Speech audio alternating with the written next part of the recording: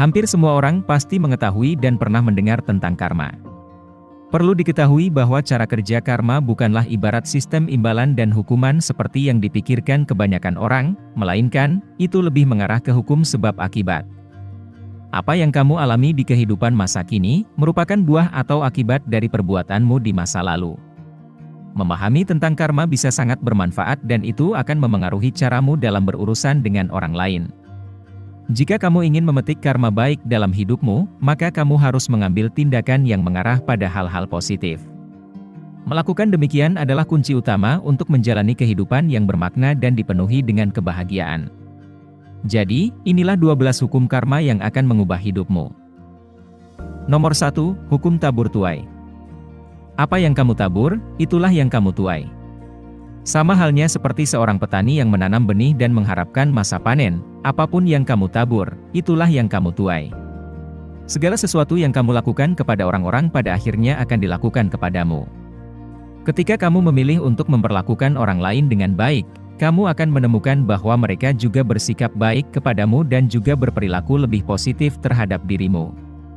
Tetapi, sama halnya seperti benih yang membutuhkan waktu agar bisa tumbuh, seluruh tindakan, perkataan, serta pemikiran baikmu juga memerlukan waktu agar bisa membuahkan hasil.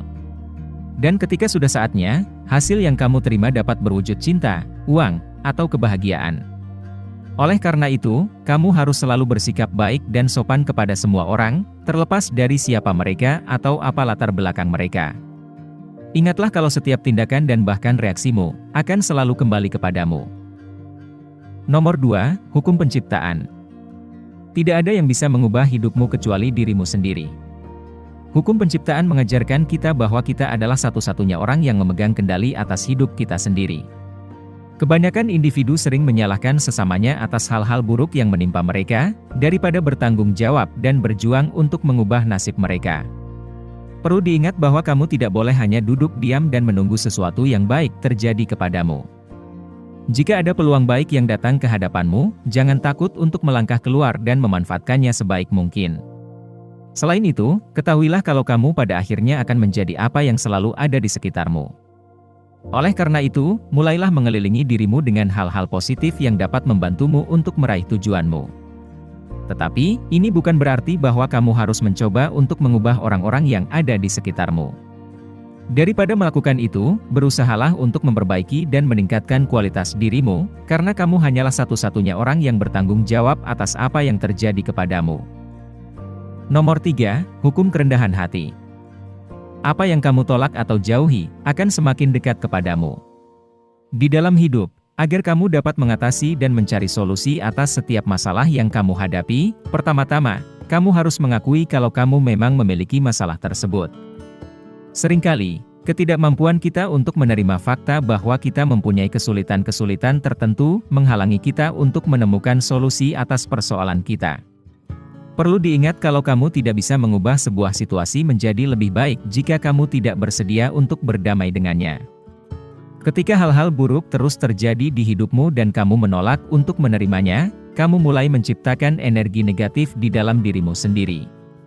Tetapi, di saat kamu belajar untuk mengakui bahwa kamu memang sedang memiliki sebuah masalah, kamu akan menyadari kalau kamu ternyata juga memiliki kekuatan untuk menemukan solusi dan memperbaiki keadaan. Jadi, mulai sekarang, belajarlah untuk menerima kenyataanmu, dan sadarilah situasi apa yang sedang kamu hadapi. Dengan melakukan itu, kamu akan mendapatkan kekuatan untuk mengubah keadaanmu menjadi lebih baik. Nomor 4, hukum pertumbuhan.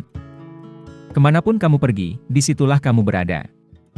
Jika kamu ingin tumbuh dan mewujudkan impianmu, maka kamu harus menyadari bahwa pikiranmu adalah faktor utama yang mengendalikan realitasmu. Apa yang kamu pikirkan, akan memengaruhi caramu dalam bertindak, dan tindakanmu membentuk duniamu sendiri. Untuk bisa tumbuh berkembang dan mengubah realitasmu, kamu harus mengubah pikiranmu terlebih dahulu. Perlu diingat kalau pikiran yang negatif akan menciptakan lingkungan yang negatif, sedangkan pikiran yang positif akan membangun dunia yang positif.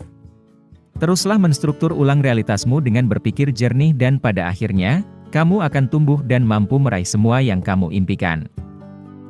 Nomor 5, hukum tanggung jawab. Hidup kita adalah akibat dari perbuatan kita sendiri, tidak ada yang lain.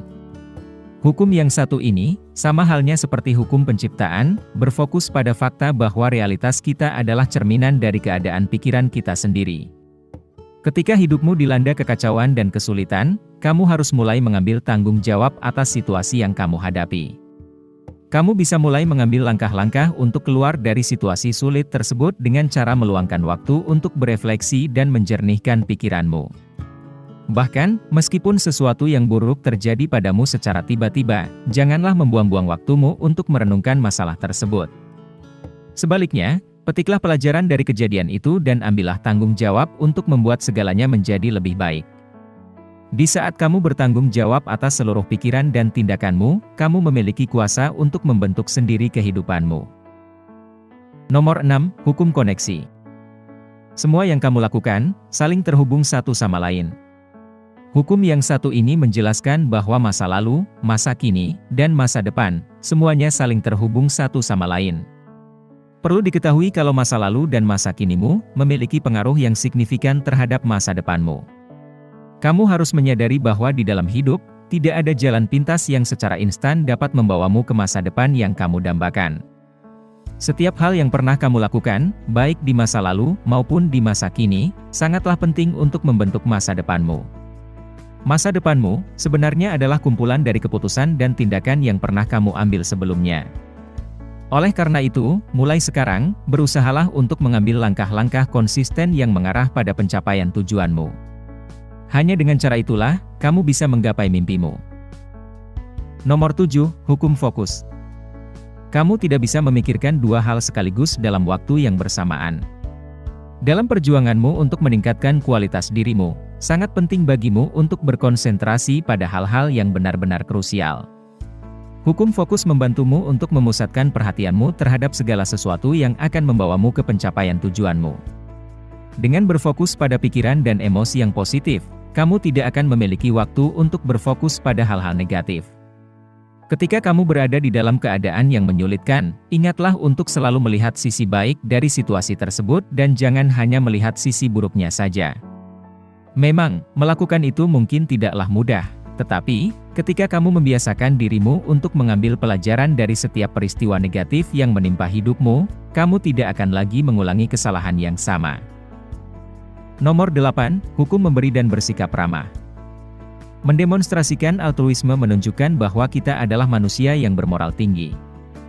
Jika kamu ingin memiliki hidup yang berarti dan bermakna, maka kamu harus selalu menunjukkan sikap tidak mementingkan diri sendiri. Kamu harus belajar untuk menjadi seorang yang terbuka, akomodatif, dan selalu bersedia untuk membantu orang lain, bahkan ketika kamu tidak mengenal mereka sekalipun. Di saat hal tersebut telah menjadi kebiasaan hidupmu, itu merupakan bukti kalau kamu telah berhasil tumbuh menjadi pribadi yang lebih baik. Individu-individu yang benar-benar dewasa menjalani hidup mereka tanpa pamrih, dan mereka selalu siap untuk memberi, serta menolong orang lain. Nomor 9, Hukum di Sini dan Sekarang. Kalau kamu terus melihat ke belakang atau ke depan, kamu tidak akan bisa menikmati momen hidupmu di masa kini. Hukum yang satu ini lumayan rumit, karena tampaknya itu menyiratkan bahwa masa lalu dan masa depan tidaklah penting, yang mana mungkin bertentangan dengan hukum ke-6. Tetapi, sebenarnya, konsep dari hukum ke-9 ini bukanlah seperti itu. Penjelasannya adalah, sebagai manusia, kita seringkali memiliki kecenderungan untuk terjebak dalam pemikiran tentang kesuksesan atau kegagalan kita di masa lalu. Tidak hanya itu, terkadang kita juga sering tenggelam dalam hayalan mengenai masa depan kita yang indah dan cerah.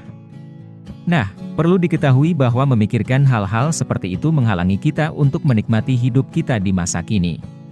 Kita cenderung lupa bahwa momen sekarang jauh lebih berharga daripada masa lalu dan masa depan.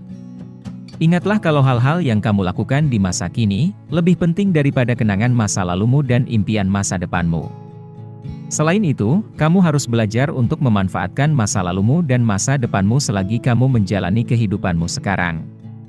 Petiklah pelajaran dari masa lalu, dan gunakanlah impianmu tentang masa depan yang indah sebagai kompas yang menunjukkan kemana kamu harus melangkah selanjutnya. Nomor 10, Hukum Perubahan. Tidak ada yang akan berubah, kecuali kamu yang mengubahnya. Untuk memperbaiki keputusan yang salah dan menghilangkan kebiasaan buruk yang kamu miliki, kamu harus mengambil tindakan nyata agar perubahan benar-benar terjadi di dalam dirimu. Jika kamu berada di dalam situasi di mana hidupmu dipenuhi dengan kenegatifan, maka kamu harus berusaha semaksimal mungkin untuk membalikkan keadaan menjadi lebih baik. Perlu diingat bahwa perubahan sejati selalu dimulai dari dirimu sendiri. Awalilah dengan mengumpulkan niat, kemudian menyusun rencana, dan yang terakhir, bertindaklah sesuai dengan apa yang telah kamu rencanakan. Melakukan ini adalah satu-satunya cara untuk menciptakan perubahan positif dalam hidupmu. Nomor 11, hukum kesabaran dan imbalan. Imbalan yang setimpal akan didapatkan bagi mereka yang mau bersabar. Tidak peduli berapa lama waktu yang dibutuhkan, jika kamu terus-menerus bekerja keras untuk mendapatkan apa yang kamu inginkan, suatu saat nanti, kamu pasti akan memetik hasilnya. Kamu harus tetap konsisten, dan membuat keputusan yang mengarah pada pencapaian tujuanmu. Fokuslah pada proses, lakukan yang terbaik setiap hari, dan jangan membandingkan dirimu dengan orang lain yang tampaknya lebih berhasil darimu. Cepat atau lambat, usahamu pasti akan membuahkan hasil. Yang perlu kamu lakukan hanyalah bersabar dan menunggu hingga saat itu tiba. Nomor 12, hukum signifikansi dan inspirasi. Sebaik-baik manusia adalah mereka yang bermanfaat bagi orang lain. Hukum yang terakhir ini sangat mirip konsepnya dengan hukum karma yang pertama.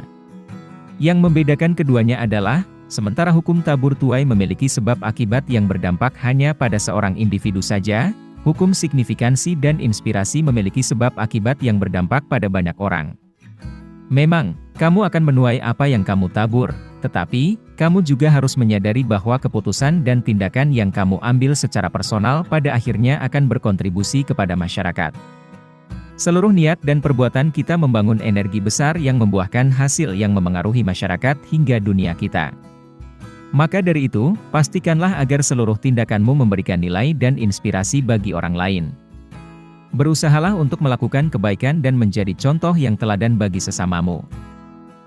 Tidak peduli apakah kamu percaya dengan karma atau tidak, kamu mungkin setuju bahwa hukum-hukum yang sudah admin sebutkan mengandung kebijaksanaan dan prinsip dasar yang dapat diterapkan oleh siapapun untuk membuat hidup mereka menjadi lebih baik. Dengan menjadikan ke-12 hukum karma ini sebagai landasan utamamu dalam menjalani hidup, admin berharap semoga kamu bisa mendapatkan kebahagiaan, kesejahteraan, dan mencapai tujuan hidupmu.